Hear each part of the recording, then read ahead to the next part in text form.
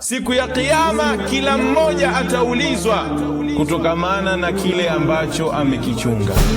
Akafika sehemu akasema, warajulu ra'in wa mas'ulun an ra'iyati, akasema mtume wa Allah, na mwanamume ni mchunga fi ahlihi, juu ya familia yake, wa mas'ulun an ra'iyatihi, na atakuja kuulizwa siku ya Kiyama ni namna gani aliiongoza familia yake, ni namna gani aliichunga familia yake, kuhakikisha ya kwamba haingii katika madhambi na maasi ya kumuasi Allah subhanahu wa ta'ala. Alimu auladakumul Qur'an, jambo la kwanza na kuhusieni, wafundisheni watoto wenu Qur'an. Wal Qur'anu sayuallimuhum, na Qur'ani itakusaidia wewe kuwalea hao watoto katika njia iliyokuwa ya sawa. Ikiwa mzazi akaamua kusimamia vizuri malezi ya watoto wake, kuhakikisha ya kwamba watoto hao wanakijua kitabu cha Allah, basi wewe mzazi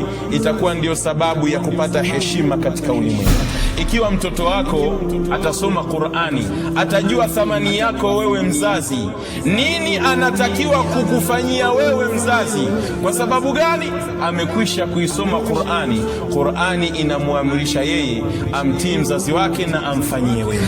Ikiwa mzazi hautomsimamia vizuri mtoto wako, akajua kitabu cha Allah, akayajua maneno ya Allah tabaraka wa taala, hawezi kujua thamani yako wewe mzazi katika ulimwengu. Siku ya Kiyama, katika hadithi iliyokuwa ndefu ya Abu Huraira radhiallahu taala anhu wa ardhah, mtume wa Allah alipokuwa anaelezea mtu ambaye atakayeisoma Qur'ani na kisha akaifundisha na akaifanyia kazi Qur'ani, akasimamia vizuri mtoto wake, akajua kitabu cha Allah subhanahu wa ta'ala, wazazi wa mtoto huyu watavikwa mataji, watavishwa mapambo ambayo la taqumu bihima adunia wama fiha. Baada ya kufikwa hayo mataji na hayo mapambo, fayakulani, hawa wazazi hawa wawili watamwambia Allah tabaraka wa taala, ya Rabbi, ewe Allah tabaraka wa taala,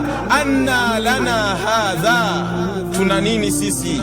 Mbona tumethaminiwa kiasi kikubwa kama hichi, tumevikwa mataji na mapambo ya zamani, leo hii siku ambayo ina shida mbalimbali, lakini sisi tumevikwa mataji yaliyokuwa bora kabisa. Fayuqalu, wataambiwa haya yote mnafanyiwa kwa sababu gani? Bitaalimi waladikum alqurani, ni kwa sababu mliwafundisha watoto wenu Qurani, mliwasimamia watoto wenu wakakijua kitabu cha Allah subhanahu wa ta'ala. Niambie wewe ndugu yangu katika imani, ambaye hujawahi kumwambia mtoto wako kaa hapa usome Qurani umjue Allah tabaraka wa taala, ama kwa hakika majuto yatakuwa ni makubwa sana mbele ya Allah subhanahu wa ta'ala. Ama nasaha yangu ya pili, alimu auladakum at-tauhid, wasomesheni watoto wenu wamjue Allah tabaraka wa taala, wampwekeshe Allah subhanahu wa taala, wamwabudu Allah tabaraka wa taala, wasimfanyie ibada isipokuwa Allah subhanahu wa ta'ala wahdahu la sharika. Dhambi iliyokuwa kubwa sana ni shirki.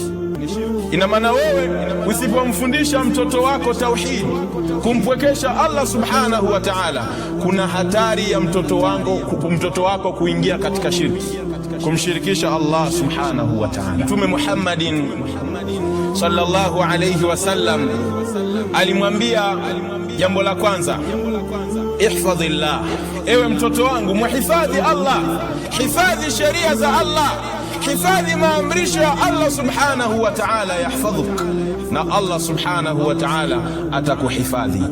Ihfadhillah, akamwambia tena muhifadhi Allah, tajiduhu tujahak, maana yake tekeleza sheria za Allah, chunga mipaka ya Allah, tajiduhu tujahaka, siku zote za maisha yako utamkuta Allah tabaraka wa taala yuko mbele yako katika kila jambo zito ambalo upo nalo. Ukimshtakia Allah, Allah anakutatulia jambo hilo. Kisha akamwambia, wa idha sa'alta fas'alillah, ewe kijana wangu, ewe mtoto wangu, ikiwa unataka kuomba una shida, una matatizo ya kidunia, una haja mbalimbali za kiulimwengu, fas'alillah, inua mikono yako na umwelekee Allah tabaraka wa taala na umuombe shida zako, naye atakutatulia.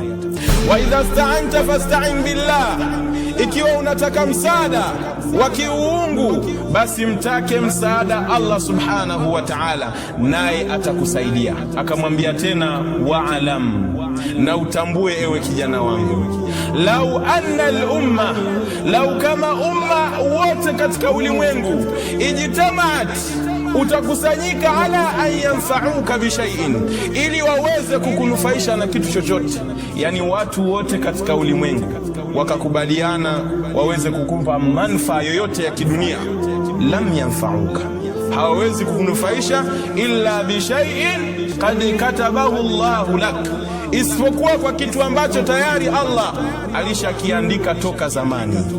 Lakini akamwambia, walau ijtama'u, lau kama pia watakusanyika watu wote katika dunia nzima, ala an yadhurruka, ili waweze kukudhuru wewe, kukupa madhara ya aina yoyote, wadhuru mipango yako, wadhuru maisha yako, la yadhurruka, kamwe hawawezi kukudhuru, illa bishai'in qad katabahu Allahu alayk, isipokuwa kwa kitu ambacho tayari Allah subhanahu wa ta'ala alipanga kikukuta. Mtume akamalizia kwa kusema, rufi'atil aqlam, tayari kalamu zimeshanyanyuliwa, hakuna mabadiliko yoyote.